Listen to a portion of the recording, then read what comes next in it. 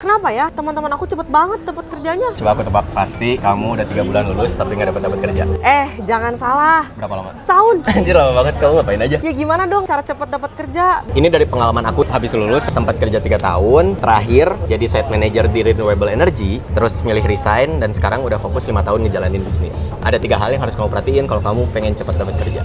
1, 2, 3. Yang pertama dulu nih ya mindsetnya. Kerja itu kurang lebih kan jual beli. Kamu jualan skill ke perusahaan, perusahaan membeli skill kamu kan. Ya, setuju. Kalau skill kamu banyak dibutuhin sama perusahaan, artinya apa? Bakal cepat dapat kerja. Nah, itu dia jawabannya. Kamu harus nyari tahu skill apa sih yang dibutuhin sama banyak perusahaan. Zaman sekarang skill apa sih yang pasti dibutuhin sama perusahaan tuh? Kalau dari zaman nenek moyang kita, skill yang selalu dibutuhin oleh perusahaan itu pasti sales, marketing. Kalau zaman sekarang, karena kita hidup di era digital, pasti yang berhubungan dengan IT-an atau data atau AI. Oh, berarti yang berhubungan sama teknologi-teknologi gitu. Tuh. Terus yang keduanya apa Yang sekarang? keduanya nih ya, setelah kamu tahu skill yang dibutuhin oleh perusahaan kan kurang lebih kayak gini. Pertanyaannya, kamu punya nggak skill yang dibutuhin sama si perusahaan ini?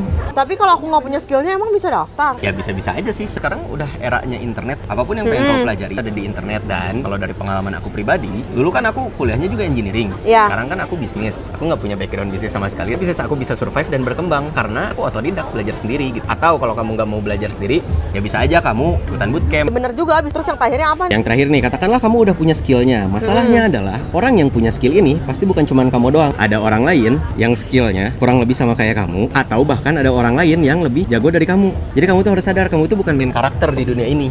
Terus gimana dong? Tugasnya adalah kamu harus membuat diri kamu terlihat lebih menarik dibandingkan kandidat lain. Caranya? Minimal kamu bagusin CV-nya. Dihias maksudnya? Bukan, maksudnya tuh Gimana? kayak orang ini kan punya skill lebih jago dari kamu. Iya. Tapi katakanlah kamu punya skill lain yang lebih unik, bisa bahasa, atau kamu bisa juga punya pengalaman lain yang lebih menarik dibandingkan kandidat lain. Bisa jadi sesimpel ini pengalaman teman aku nih ya. Kamu tulis aja hobi kamu. Suka nonton UFC. Udah kamu tulis aja, aku suka nonton UFC, idola aku Habib. Percaya gak percaya, dengan kamu berbeda kayak gini, itu akan membuat kamu lebih stand out dibandingkan kandidat yang lain. Jadi masalahnya bukan tentang skillnya doang harus jago, tapi kamu juga harus bisa terlihat lebih unik gitu. Nah, bener.